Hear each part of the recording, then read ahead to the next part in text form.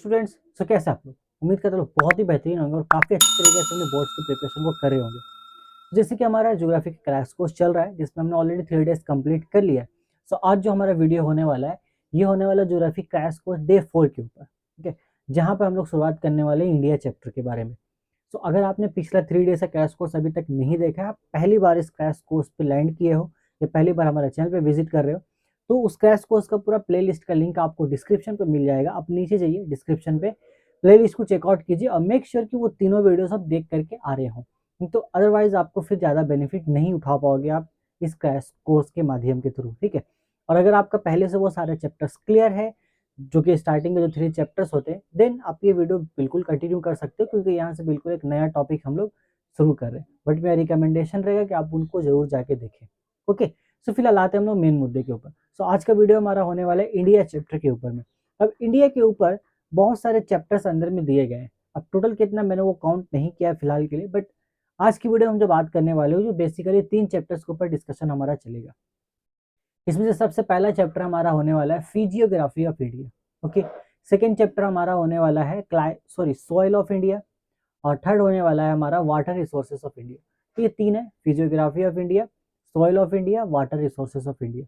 अब इन तीनों चैप्टर से मिला करके फिलहाल मैंने यहाँ पे 4 बहुत ही अच्छे खासे बहुत ही इंपॉर्टेंट क्वेश्चन यहाँ पे मैंने निचोड़ के निकाला है, जिसमें से इंशाल्लाह बहुत हद तक चांसेस है कि क्वेश्चन यहाँ से ही आपके, अगर इस चैप्टर से वो क्वेश्चन को पिकअप करते हैं तो इन्हीं में से क्वेश्चन को वो पिकअप करेंगे। इतने ज़्यादा चांसेस है, बहुत ही एनालिसिस के बाद मैं ये कह पा रहा हूँ आप लोगों से, ठीक है। सो पहले उन क्वेश्चंस के बारे में डिस्कस कर लेते हैं कि वो क्वेश्चंस क्या है। तो सबसे पहला हमारा क्वेश्चन है, state the physiography difference between eastern and western coastal plains of India. हो सकता है क्वेश्चन में between east and west coastal plains of India भी लिखा हो, दोनों का क्वेश्चन का मीनिंग सेम है, दोनों सेम ही क्वेश्चन है। अब इसे मैंने वैसे ही मार्क किया वेरी वेरी इंपॉर्टेंट, क्योंकि अगले जो एग्जाम होने वाला है हमारा एग्जाम 2024 में जो एग्जाम होने वाला है अभी बोर्ड का, उसके लिए ये क्वेश्चन बहुत इंपॉर्टेंट और ये क्वेश्चन उसमें आने के काफी चांसेस है। तो इस क्वेश्चन को तो हम बिल्कुल भी मिस नहीं करेंगे, जो कि फिजियोग्राफी ऑफ इंडिया के चैप्टर से, तो इसमें डिटेल में चर्चा करेंगे अभी। सेकंड हमारे पास है, give a brief account of the physiography of western Himalaya of India. ये क्वेश्चन भी हमको पूरा तरीके से कवर करना है, क्योंकि जो 3 मार्क्स का क्वेश्चन होता है, अगर मान लो ये लॉन्ग क्वेश्चन पे नहीं भी आता है, ठीक है, नहीं भी आता है, तो भी यहाँ से 3 मार्क्स से क्वेश्चन हमारे बनते हैं। अलग अलग जो सेक्शन है वेस्टर्न हिमालयस के, उसके बारे में हमें अच्छा खासा आइडिया हो जाएगा, जिससे हमारा 3 मार्क्स और 2 मार्क्स का क्वेश्चन यहाँ से कवर अप होने वाला है। Then state the difference between physical characteristics of north and south river. ये वाटर रिसोर्स का क्वेश्चन है, जो कि बहुत इंपॉर्टेंट है, ठीक है। जितना भी क्वेश्चन मैंने लिया वो सभी इंपॉर्टेंट है। इन चारों में अगर जो सबसे ज्यादा मैं इंपॉर्टेंस देना चाहूंगा तो वो इस क्वेश्चन को देना चाहूंगा। इसको एनी हाउ आपको मिस करना नहीं है। लास्ट हमारे पास अगर give a brief account of alluvial and black soil of India. तो फिलहाल आज की वीडियो में मैं ये क्वेश्चन आपको डिटेल में बयान एक्सप्लेन करने वाला हूँ, बाकी ये क्वेश्चन एक्सप्लेन करेंगे। अब बच गई हमारे पास एक ये क्वेश्चन, एक ये क्वेश्चन। दोनों क्वेश्चन के लिए आपको मैंने प्रीवियस ईयर ना 1 शॉर्ट लेक्चर्स बनाए थे जियोग्राफी के ऊपर, जिसमें मैंने फिजियोग्राफी ऑफ इंडिया पूरा 1 शॉट में कवर किया, जो कि लेस देन 30 मिनट्स का वीडियो है। वाटर रिसोर्सेज ऑफ इंडिया भी कवर है, सॉइल ऑफ इंडिया भी कवर है। तो ये तीनों वीडियो आपको जा करके मस्ट देखना है, एकदम वहाँ पे देखना ही देखना है आपको। उन तीनों वीडियोस का लिंक आपको नीचे डिस्क्रिप्शन में मिलेगा। डिस्क्रिप्शन में प्लेलिस्ट करके हमारा हमने बना रखा है, WBBSC क्लास 10 जियोग्राफी के नाम से प्लेलिस्ट है। वहाँ पे जाइए और जाके आप 1 शॉट लेक्चर चेक कीजिए। आपको जो फिजियोग्राफी ऑफ इंडिया का लेक्चर मिलेगा उसमें ये वाला पूरा कंसेप्ट आपको क्लियर हो जाने वाला है, और जो सॉइल का आपको मिलेगा उसमें ये आपको पूरा कंसेप्ट क्लियर हो जाएगा। इनफैक्ट इसमें सिर्फ एलुवियल एंड ब्लैक सॉइल के बारे में पूछा गया, इसके अलावा जो और भी सॉइल्स के टाइप है, अगर उन सॉइल्स आ जाता, आपका रेड सॉइल के बारे में पूछ लिया जाता है, लेटराइट सॉइल के बारे में पूछ लिया जाता है, उनके बारे में भी आंसर आप कैसे करोगे, वो सब आइडिया आपको लगने वाला है उस वीडियो को देखने के बाद। तो ये मेरे तरफ से आपको रिकमेंडेशन कि वो वीडियो आप मस्ट देखें, अदरवाइज ये आपका फिर अधूरा रह जाएगा कंसेप्ट। फिलहाल हम लोग अपने मुद्दे पे आते हैं। ये क्वेश्चन हम डिटेल में चर्चा करेंगे, उससे पहले आप ये चारों क्वेश्चन जल्दी से कॉपी में नोट डाउन कर लीजिए, ठीक है। हम लोग आगे बढ़ते हैं लेक्चर। ओके, सो भी देखिए वो क्वेश्चन आपने नोट कर लिया होगा काफी अच्छे से। हम लोग अब डिस्कस करते हैं हमारा पहला क्वेश्चन, जो मैंने आपको बताया है, जो हमारा 2nd नंबर और 4th नंबर क्वेश्चन, उसके लिए आप नीचे दिए गए वीडियोस को जरूर देखिए, क्योंकि उसमें ही वो सारा कंसेप्ट को क्लियर करा दिया गया। वो वीडियो प्रीवियस ईयर का बिल्कुल है, बट उसमें वो बिल्कुल सारे के सारे कंसेप्ट इंक्लूड है, जो अगर आप किसी भी ईयर में देखोगे तो वो आपको हेल्पफुल रहेंगी ही रहेंगी। तो फिलहाल हमारा भी जो क्वेश्चन हुआ ईस्टर्न कोस्टल प्लेन और वेस्टर्न कोस्टल प्लेन के बीच में डिफरेंस। तो सबसे पहला डिफरेंस तो हम ऐसे ही नाम से समझ में आ जाता है कि भाई ये ईस्ट में है, वो वेस्ट में है, ठीक है।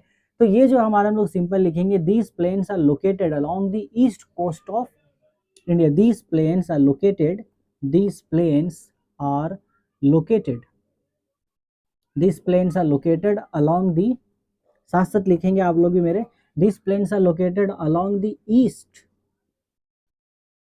coast of India,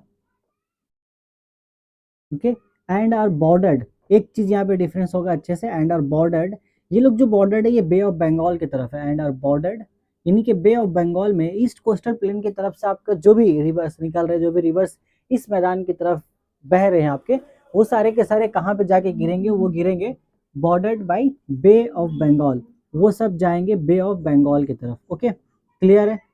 चलिए, अच्छी बात है। यहाँ पे हमारा सिंपल यही सेंटेंस हम लिखेंगे, लिखो आप लोग, this plains are located along the west coast of India, west coast of India, simple है, यहाँ तक वही रहेगा। And are bordered by Arabian sea, and are bordered by Arabian sea, ये एक मस्ट डिफरेंस आपको समझ में आ गया। And are bordered by Arabian sea, ठीक है, तो सिंपल डिफरेंस समझ में आया। ये हमारे ईस्ट कोस्ट में है, ये वेस्ट कोस्ट में, ये बे ऑफ बंगाल में जाके गिरते, ये अरेबियन सी में जाके गिरते। दूसरा हमारे पास डिफरेंस है कि इनका जो चौड़ाई है ये काफ़ी लंबे भी होते हैं, इनका चौड़ाई भी ज़्यादा होता है, तो इनका जो चौड़ाई है वो है आपका 80 किलोमीटर से 100 किलोमीटर तक, और इनका जो है वो है 50 से 60 किलोमीटर तक, ठीक है, सिंपल है। तीसरा डिफरेंस ये हो जाएगा कि जो भी नदियाँ ईस्टर्न कोस्टल प्लेन से बहती हुई बे ऑफ बंगाल में जाके गिरती है, वो डेल्टा का फॉर्मेशन करती है, वो क्या बनाती है, वो डेल्टा फॉर्म्स करती है। इन डिटेल आपको जो अच्छे से लैंग्वेज में, जो के बुक का लैंग्वेज में होना चाहिए, वो मैं आपको स्क्रीन पे दिखा रहा हूँ, उसको देखिए, उसको प्रॉपर वे में नोट कीजिएगा, बाकी मैं यहाँ पे एक्सप्लेन कर रहा हूँ आपको। तो यहाँ पे डेल्टा फॉर्म्स होते हैं, यहाँ पे डेल्टा फॉर्म्स नहीं होते, क्योंकि अरेबियन सी की तरफ जाके गिरते हैं, तो ये लोग हमारा डेल्टा फॉर्म्स नहीं करते हैं। ओके, चौथा हमारे चीज ये है कि यहाँ पर ईस्टर्न कोस्ट प्लेन्स में जो भी नदियाँ बहती हैं, उनकी रफ्तार काफ़ी ज़्यादा होती है, नदियों की रफ्तार काफ़ी ज़्यादा होती है, जिसकी वजह कर यहाँ पर शिप को चलाना काफ़ी मुश्किल होती है। इस जगह पर शिप चला नहीं पाते हम लोग, इसकी वजह कर यहाँ पे हार्बर्स यानी कि जो बंदरगाह होती है वो फॉर्म्स नहीं होती है, harbours are not possible to form, ठीक है, यहाँ पर बनाना मुमकिन नहीं है। बट उसके ठीक उल्टे डायरेक्शन पे यहाँ पे जो नदियाँ बहती है वो ठीक है अच्छे खासे एक मध्यम रफ्तार से बहती है, जिसकी वजह कर वहाँ पे जहाज़ों को चलाना उस नदियों के ऊपर काफ़ी आसान हो जाता है, और इसी वजह कर यहाँ पे बहुत सारे बंदरगाह हमें देखने को मिलती है। Harbour are easy to form, यहाँ पे इजी होता है। बस ये बेसिक डिफरेंस आपका इतना ही हमें याद होना चाहिए। 5 मार्क्स में हम 4 पॉइंट्स 5 पॉइंट्स लिखेंगे यहाँ पे, हमारे पास बहुत हो जाएगा। इसके बाद हम लोग नेक्स्ट क्वेश्चन तरफ आगे बढ़ते हैं, तब तक आप इसको नोट कर लीजिए। ओके, सो यहाँ तक क्लियर है। तो हमारा उसके बाद जो क्वेश्चन हमें डील करना है वो है कंपैरिजन करना नॉर्दर्न रिवर ऑफ इंडिया और साउदर्न रिवर ऑफ इंडिया पे। इसके लिए आप वाटर रिसोर्सेज ऑफ इंडिया पे हमारा जो 1 शॉर्ट वीडियो है वो आप जाके कंपलसरी वॉच कीजिएगा। उसके बाद ये जो मैं अभी बता रहा हूँ ये आपको और अच्छे से क्लियर हो, क्योंकि डिफरेंस आप खुद भी लिख सकते हो।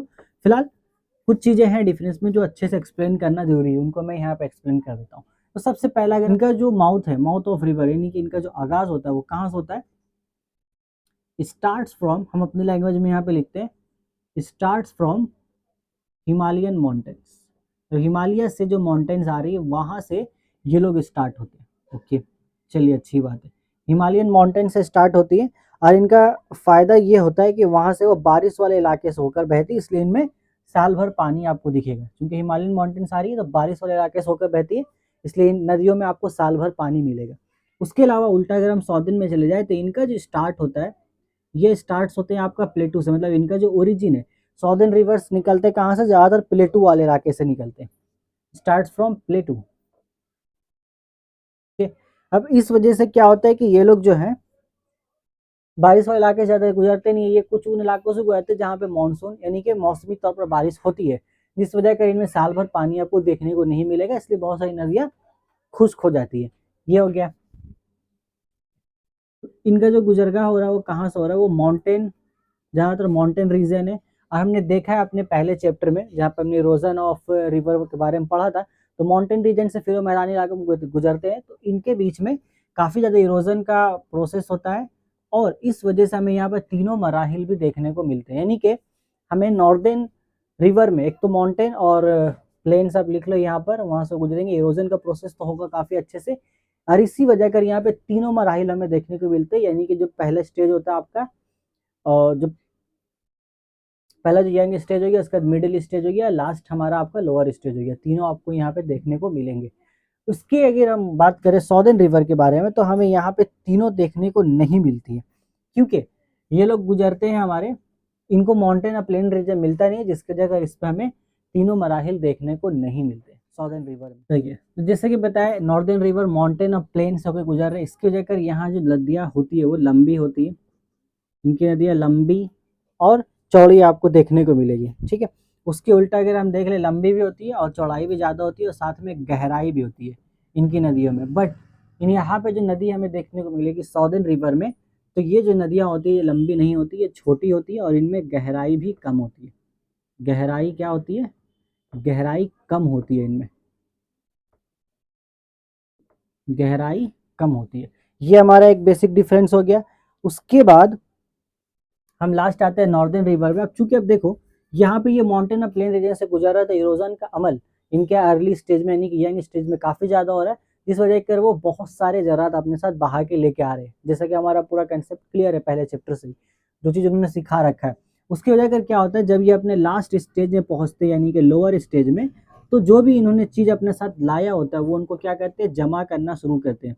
अब अगर आपको याद हो तो वो जमा करते हैं, उसके बाद क्या होगा, यहाँ पे डेल्टा का फॉर्मेशन हमें होगा, मिलेगा। यानी कि नॉर्दर्न रिवर अपने एंड पे जब लोअर स्टेज में पहुंचते हैं तो वहाँ पे डेल्टा का फॉर्मेशन करते हैं, बट जब सॉदर्न रिवर जब एंड में पहुंचते तो ये डेल्टा का फॉर्मेशन नहीं करते हैं, क्योंकि इन्हें स्टार्टिंग में ना तो माउंटेन रीजन से गुजर पा रहे हैं, तो ये काफ़ी बलाई मतलब एक लेवल वाले मैदान से गुजरते हैं, जहाँ इन्हें अच्छा खासा कटाव करने का मौका नहीं मिलता है।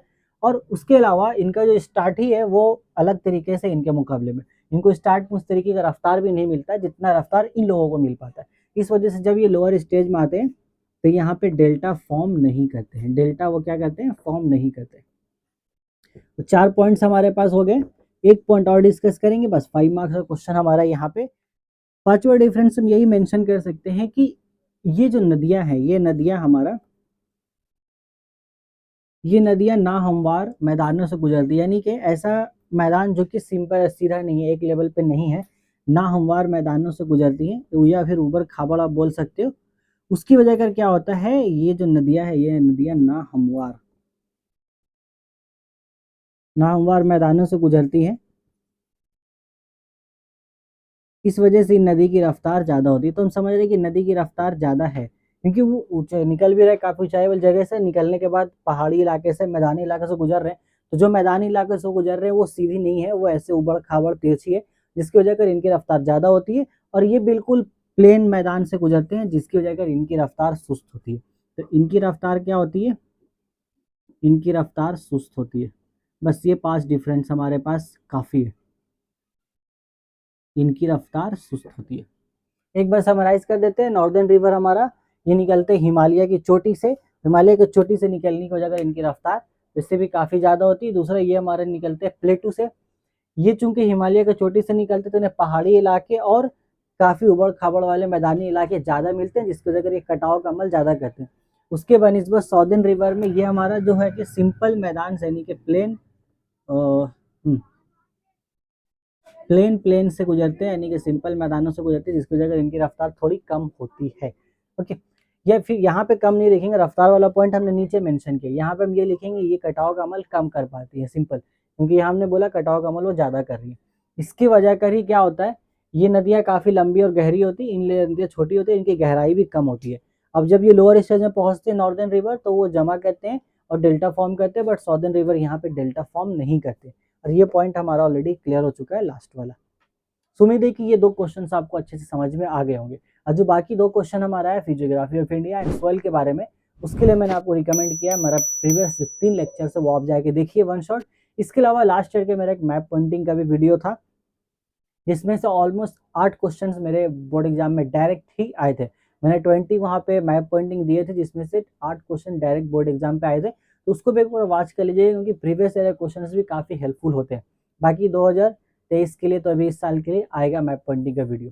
तो फिलहाल आज की वीडियो में बस इतना ही। उम्मीद करता हूँ कि ये वीडियो आपके लिए हेल्पफुल रहा हो।